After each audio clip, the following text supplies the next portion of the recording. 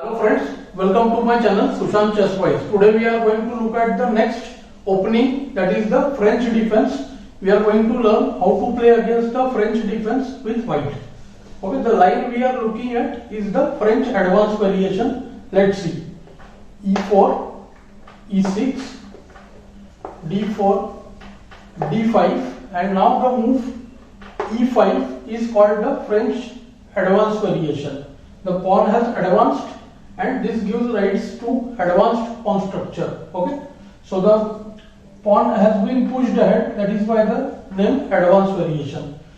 The advantages we have discussed before in our earlier chapters. The knight on g8 lost the f6 square, bishop on f8 cannot come to d6, and the c8 bishop is blocked by own pawn on e6. So white plays the pawn to e5 to fix this pawn on e6. Okay, now what black will do is he will immediately try to put pressure on the white center.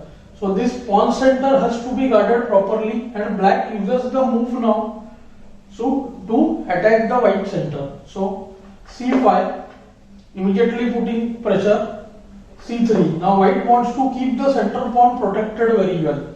So at first what black will do, he will put lot of attack on d4, and when white has defended enough, after some exchanges on d4, finally he will break the head of the pawn chain. Usually we try to attack the base of the pawn chain in an advanced center. So this is the point where black wants to bring more attack.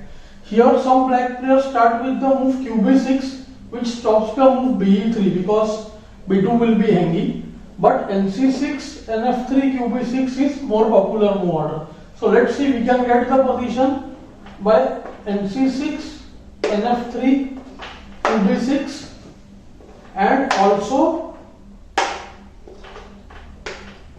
first qb6, stopping the move bishop e3, then knight f3 first, and then knight c6. If white takes dc5, it will be very bad. The center will be surrendered. Do check out my previous lesson based on surrender of center. Okay, line which I am recommending you, as you must have seen, it is called the Milner Gambit. Okay, white wants to sacrifice this pawn to keep his f1 bishop on the d3 square. Okay, so white's bishop will try to aim on the black king. So with pawns on d4 and d5, this bishop d3 placing is most ideal, and the bishop is placed actively on the b1 h7 diagonal. Now black generally plays c into d4 first. Sometimes people do bishop d7, but if he doesn't want to allow the move dc5 anymore, then mostly people take cd4, cd4, and now we come across the first trap of this opening. It looks like there are two attacks on d4 and just one support, but knight d4 is blunder, immediately loses material. See, knight into d4, queen takes d4, and as we have learned the concept of discovered attack, the queen, bishop and this queen were on the same line, and now see, the bishop moves with a check, queen attacks the queen, bd7, then takes, and queen d4, and white will win the queen. So black goes for the move bd7 first. So that is the reason he took cd first. Now white cannot do anything like d into c5 is not possible.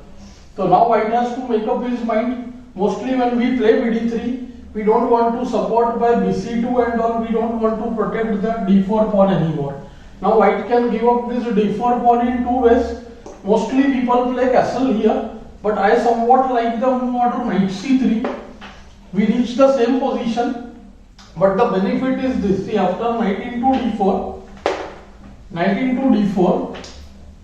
queen into d4, we see that the e5 pawn is attacked and white has not yet castled. Okay, so it is more tempting for black to go for this by seeing the move nc3 because queen e5 is going to be checked.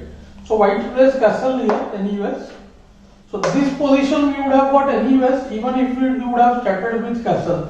So after castle it would have been nd4, qd4, and now the move nc3. So we would have got this position anyways. Okay. So now black is at the crossroads. He has got two choices: either to safeguard his queen from here, okay, or he can just take one more pawn on e5.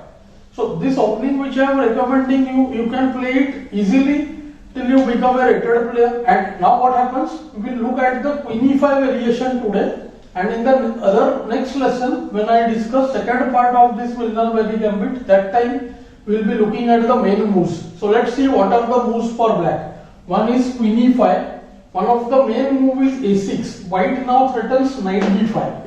Okay, so knight b5, bishop b5, then bb5 check, and the queen would be taken. So this threat can be stopped by the move a6. Queen can immediately rush back to b6 without getting attacked.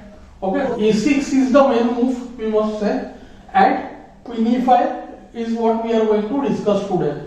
Do note that the move bishop c5, but there are some serious problems after the move bishop e3. Now queen into e5 will allow bishop into c5, and after the move qb4, which is almost forced, we see that we can do the move a3, force him to waste more moves. Queen a5 allows b4, and white's position will be winning. And even after the move qb6 here, after a3, knight a4 doing double attack, bishop a4, queen a4, and queen c6 is not possible because takes and bishop c5 goes for free. So this position is also very difficult for black, because now after the king moves bishop c5, queen c5 and rook c1, we can see that white's all pieces have got developed and black is still struggling. Okay, so that is the idea of any gambit.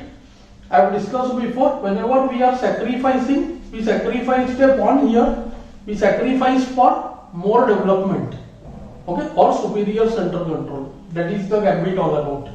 So let's go back to the position and let's go to the move queen e5. After queen e5, black has taken the second pawn and he has really taken the challenge.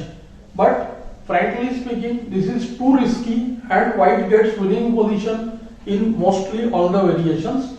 I will try to show you the analysis, and I will show you the main line also, what kind of position we are going to reach. If you have any queries, you can comment in the comment section for any move if there is any doubt. I will try to respond to them. Okay, let's get started now. Rook e1 attacks the queen immediately. White gets one more piece in the attack, and now we see this pin is going to be used. See, if queen into f6 for instance, knight into d5 wins immediately. Knight d5, queen has to go to d8 covering c7 and c bishop f4. So this is a very dangerous idea. We will see time and again. Knight jumping to d5 or b5 and bishop coming to f4. And we see that there are serious problems on the c7 square. Rook c8 might just allow rook c1. Okay, giving a winning position when c7 check is unstoppable. So this position is totally winning for white. The two moves are queen d6 and queen b8. Main move is queen b8. So black's position is really going to become passive after qb8. Let's look at qd6. qd6 and qc7 both allow the move knight b5. After knight b5, many people will say, see, bishop into b5, bb5, castling is broken, but what has happened? Okay, center is still closed, two pawns are extra, but you look at white's activity. Rook and bishop are developed, queen can immediately come out, this bishop can come to f4 or g5, which will make the attack work very nicely. I will show you some analysis now. Queen h5, very strong, attacking f7, and after the move g6, now we have stopped the move knight f6, which was earlier possible to direct queen f3, and this position is losing now, totally gone case position, because f7 cannot be defended easily. See, after ke7, bishop f4, queen b6, it looks like black is still holding, but it's white to play and win now. Very simple, queen a3 check. If king goes to d8, then queen f8 is checkmate. So king has to come to f6, then bishop e5 check, king has to come to g5 or f5. To f5 we will have queen f3 check, and to g5 also we have got queen g3 check, almost transposing. Now king f5, then queen f4 mate. After king h5 there are many things. be2 is fastest. be2 check, king h6 and qh4 mate. So what we see here, that white's attack improves very quickly, it gets the momentum immediately after bad moves, slight mistake happens, then white gets the winning position very quickly, all because of pawn grabbing in the opening. Later QD6, finally there is NB5, Queen B6, but here also after the move Bishop E3, white has winning position. Now Bishop into C5 allows Bishop C5, Queen C5 and Rook C1, and it's game over. Queen moves away, then Knight C7 check and the Rook will be taken. So this position is actually beyond repair now. Maybe black can try the move QD8, but QD8 BF4 as I told you is winning. Okay, because Rook C8 again allows Rook C1. So that position is gone. So after Queen A5, white can do the move BD2, but then QB6 leads to repetition. Okay, so if white is of course not looking for a repetition here, white can consider the move A4. Then after A6, BD2, putting pressure on the queen, sending it back. Now QB6 allows A5, the position will improve further. So queen might directly retreat to B6 to D8, and after QD8 we do the move knight D4. So now the knight, bishop and this bishop, we can see that all are developed. There is some pressure on the E6 square, and the move F4, F5 will bring lot of pressure in the center. Queen has some nice squares. It can go to B3, it can go to G4, especially the move BD6 allows QG4 in many cases. Okay, and the position is really interesting and of course good for white. Okay, and do note that if we are facing very strong opponent, there was a possibility to repeat the moves also with BD2 and BE3. Okay, now let's go to the move QB8. So after RE1, QB8 is the main move, and after QB8 it looks like what white is going to do. Firstly we see white regains the first pawn, knight into D5. The position has improved. Knight is eyeing the C7 square, so the threat is bishop F4 now. Okay, so black has to play the move BD6. Moves like NF6 will do nothing and help white only. So after NF6, GF6, QF3, the threat will be on F6, also BE4 and putting pressure on B7. So black does BD6, and moment the F8 bishop moves, we must have noted white has the move QG4. See, white is ready to sacrifice the H2 pawn here. White is not concerned about the H2 pawn, but white wants to build his attack. He wants to attack the black's weak squares like G7. Okay, he wants to put pressure on E6. So that is the main idea. So now here BH2 check, King H1. Okay, and now after the move King F8, we note that G3 and the bishop is trapped. The problem being after bishop G3, FG3, E into D5, Queen into D7, and it's not possible to take QG3 because white's position we can make out that it's a winning one. Okay, so after QG3,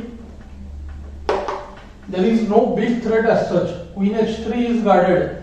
Queen F3, King G1. That we have to see how we can cover F3. So this bishop can be moved. Once we play a move like bishop E3 over here, okay, we can take care of that.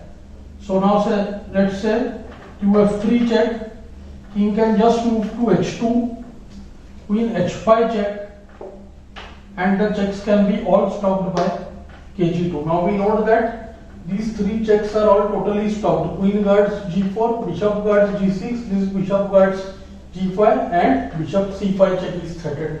So white is winning in this position, although the king looks weak over here. So now the move G6 makes the king side very weak. White can consider the moves like D4, exploiting the diagonal. He has got the move BD2, idea bishop C3, okay, putting pressure on the again C3 H8 diagonal. This is going to be one of the plans which white is going to use anyways. So black should play the move King F8. Theory considers King F8 as the main move. G pawn is not getting moved here, although castle is broken. So white's compensation is really great because it is going to take a lot of time to develop the H8 rook. And we see that even the A8 rook is not going to come out easily. Black is relying on just the material aspect here.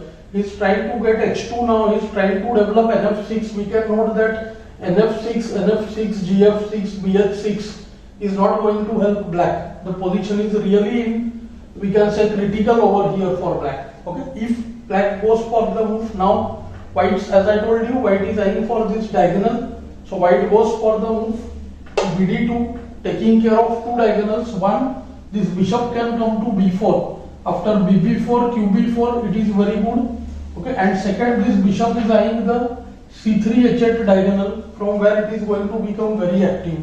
So after the move bishop into h2 now, king can go to f1.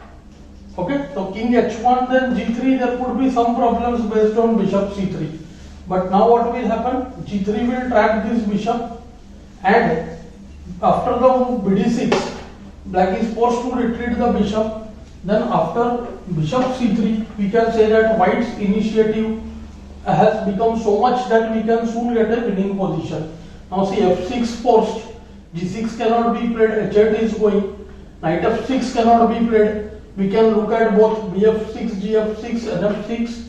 We can look at other way around, nf6, gf6, bf6 also. Both are very good. But I somewhat prefer keeping the knight on f6 over there at the end. And ed is also very bad. He allows qg7 checkmate. So ed was not possible right now. Black has to play the move f6. After f6, rook into e6. It looks like this pin can be exploited.